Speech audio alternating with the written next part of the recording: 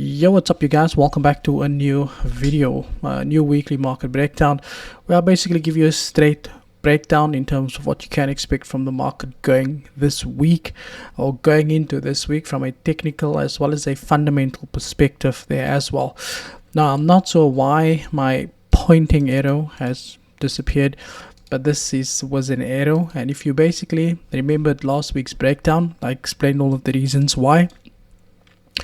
We expected this move on the dollar index to move to the upside, and that is exactly what the market had done. Market had now found previous support that we created over here, now acting as a level of resistance. We had that impulse correction. We obviously expect that continuation to the downside. Now, I would suggest that you guys just watch the videos from start to end, because it will give you a good explanation in terms of what's happening. Because if you're going to watch the start and then skip to the and then you're just going to get lost in translation, and then you ask questions of things that I might have covered in the videos before. So please just make sure that you watch the video from start to end. Now, we do have that impulse correction to the 0.382, giving us an indication of the downward momentum being quite being quite bearish. The target is indicating to us that we can expect the market to continue for a further wave to the downside, which is potentially sitting at this level after we've broken below support, came back to test it as resistance. We got a 0.382 pullback. The market tested and rejected that level there as well.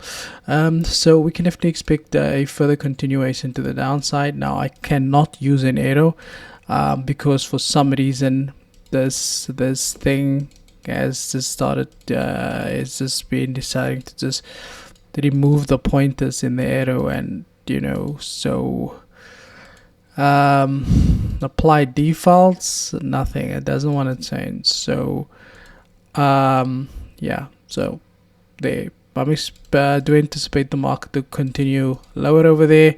We just draw our own arrows. Next up, we've got USDC that I've added to watch list also. Market trading in a consolidation phase, that we could potentially see the market either break to the upside or the downside. This is also a very strong structural level that the market had broken above. This level over here acted as a level of resistance. The market broke above that, came back to test it as support. I can see how the market has just been trading sideways within this range over here. Now, you guys obviously know by now the best way to trade the range is to wait for the market to break below support, come back to test it as resistance, and then definitely expect a continuation to the downside. Now, I do expect this to happen. I shouldn't say expect, because we have to be reactive and not predictive, and learn to adapt to how the market does move. Well, I do anticipate a weaker index, so I do expect the market to break below support, come back to test it as resistance, and then continue to the downside. However, there is a potential clearance to the upside for the index to first take out that levels to the upside there as well, but only a clear break above the daily, only a clear daily close above this level of resistance or support would make a way for the market to go and hit that next structural levels there as well. Next up, we've got Euro USD. Perfect, beautiful price action that we have over here. The market had broken above this very strong level of resistance, came back, tested as support. We had that massive impulse, we got that correction, which looks like a 0.382 pullback. And if you take your Fibonacci from the low to the high, we can see the market tested the 0.50 and then the 0.382. I do expect this continuation to the upside for the market to go and test that previous level of resistance, as we do anticipate a weaker index in the market there as well. Oh, there, I've got an arrow. That's weird. I got an, okay, that's just a normal arrow, but I'm going to be using this arrow because it just makes sense to have an arrow, because you can't have something that looks like something that it's not, And we've got the gold over here. So gold actually came down instead of just breaking above that level as we spoke about last week, and we are definitely can see this continuation on gold. Also, what we currently see in the market right now, also from a fundamental perspective, is that there's a lot of uncertainty in the market with the Feds hiking interest rates between the times that the banks are not doing good. But then they are also saying that there is starting to create room for the Feds to, well, the Feds had said that they are now in a position where they don't have to hike interest rates, or where they could potentially lower the interest rate as well, which is going to be counterproductive for the dollar index, but it's going to help drive stock prices and gold, which is negatively correlated to the upside there as well. So gold definitely I do expect gold to continue higher and then clear out this level that it had created on the 9th of March in 2022, which is exactly a year ago, and we're also in March at the moment. This was the Dow Jones, and we actually broke above that level. The Dow Jones is still trading in bearish territory. You can see the market is trading below the structural level over here. We also have a structure that was created over here with the anticipation of the index. So we do expect the Dow Jones, in order for this move to take place, the Dow Jones need to break above this level of resistance that was support, come back and then test it as support. Then from there we can then start looking for that continuation to the upside. Now these are small things, right? It's small things, and it's frustrating because there it says path. It's got a thing, a zigzag with an arrow, basically telling me that it will give me an arrow at the end of the line, but then you get something like that. So, you know, instead of an actual arrow that's pointing out there. But this is what I do anticipate the market to take place. Again, this comes all from expecting a weaker dollar. The next up, we've got the Nasdaq.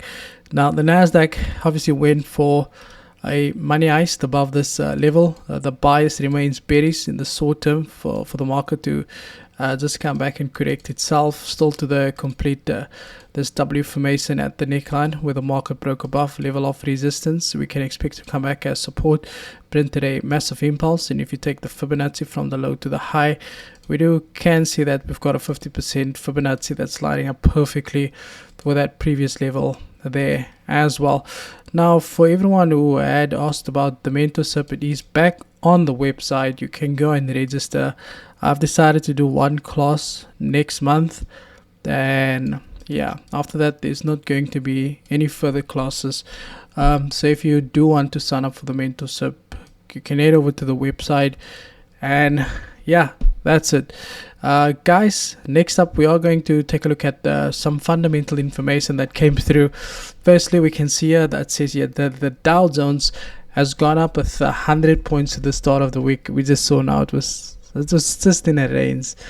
It's almost like some news pages on Facebook where they've got nothing to write about anymore in South Africa, but there's so much to write about, but they write a lot of stuff that people are like, but this doesn't make any sense. It says here, Dow rises 100 points at the start of the week. I bet you that 100 points is going to clear out. The Asians are going to come through and eat that out again. But they say it's all because of regional banks that's now rebounding. It's funny how not too long ago the market was spooked by the fact that some banks were filing for bankruptcy, and now all of a sudden everything seems to be okay. It is one of those things where you are a retail trader, or you call yourself a dog, or you call yourself a goat, or you name yourself after a currency pair, right?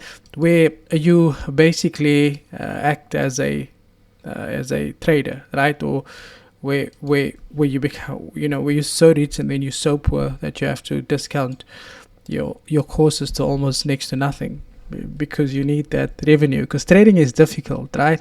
So it's not easy to trade, but it's easy to convince people that you can trade, knowing that you can't, make them believe that you can, so you can sell them something that doesn't exist. But let's assume that you call yourself a dog or a goat or a heifer or a sheep, right? Now, you'd have probably came into this market. Now, how does this relate to what I'm trying to justify over here? Remember a couple of weeks ago, market came out, the market was like, guys, the SVB bank is melting to the downside. And the market was like, okay, we're not going to take this, right? Okay. And then all of the sudden the market says, you know what, guys, we was just joking, everything seems to be going slightly okay. And then the market was uncertain because the Feds came in and said, we're not sure if we should hike interest rates or if we should save SVB Bank, which is the biggest the bank that borrows or loans out money to big tech giant companies. So then the market says, okay, it's fine, we hear what you're saying. And then the market moved to the upside. Now all of a sudden, the Dow Jones is up 100 points because the banks are all of a sudden doing good once again. And this is how they chase the market up and down. Now a retail trader comes through and they say, you know what, we would we would really love to just come in here and we would like to sell. My take profit is going to be there or there, because that's how smart money works, right? So somebody who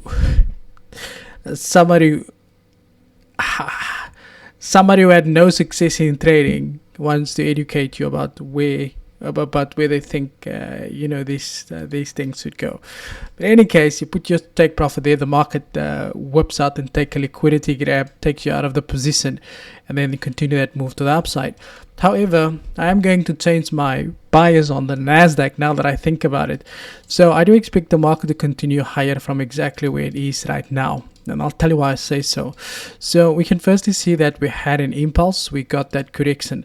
Now the corrective leg had not yet completed itself. Firstly, this impulse was created. The market also printed resistance, broke above that, came to test it as support, tested, rejected the 38.2 Fibonacci level, right? We got that rejection. Now from here, the market is supposed to complete the next impulse. The next impulse for me, I would say, is that continuation to the upside, to that level over there. Is the market going to just continue this move to the upside? We could potentially see it, and I'll tell you why. Because we have broken above this structural level that we've seen over here. Now the best way to confirm this is for this daily candle to basically close above this level of resistance, which would then return support. So this candle needs to close above there, like this green candle. Then we can definitely expect that continuation to the upside there. Once again, it says here the Dow Jones average rose on Monday, building on last week's gains as investors attempted to move on from a crisis. Again, it's exactly like I said. Last week it was like, things are not looking too good again, and then this week they're like, so we're going to put our money back into it as well. Jerome Powell also not too long said we have to hike interest rates because it's good for the markets, and then not too long ago they said like, it's just like doing back testing on existing charts and try to look good, but already know what's going to happen. So like, I will take my position here. Well, you knew what was going to happen there. So if you want to do that, like, do it, but don't convince other people that you knew exactly what was going to happen. This week we've got the consumer confidence, is basically where consumers say exactly how they feel about the recovery of the economy. If you've done that in South Africa, you've probably gotten the worst feedback on news. We've got the GDP, which is the gross domestic product, which basically it's a combination of how well the economy is overall doing in different sectors there as well. Unemployment claims basically gives us an indication of how many people filed for UIF in South Africa. Here is how many people lost their jobs and then filed. Then basically based off 2 weeks ago negative NFP information, we could potentially see a higher number, which is why the Dow Jones estimates forecast is sitting at 195, which is higher than what it was the previous months, and that is directly related to the negative jobs report. Then we've got the core PCE price index. We've got PMI, it's the purchasing managers index that's coming through as well. Both are surveys conducted, which basically just gives the market an overview in terms of what things are looking for in certain sectors. Now guys, that is it from my side, right? The best thing to do is to always monitor the price of the index. This will give you some good insight of everything else that's about to happen. Also, it is the last week of the month. Make sure that you don't go in the market as aggressive as possible. Think of it as going to sleep. That is normally how I like to look at it. Like going to sleep is towards the end of the month. Waking up is like people who trade on a Monday, on a Friday. I'm not gonna lie, sometimes I do trade on a Monday and sometimes I don't. Like today I don't. I don't feel like trading today because it's very toppy in the market today, guys. But that is it from my side.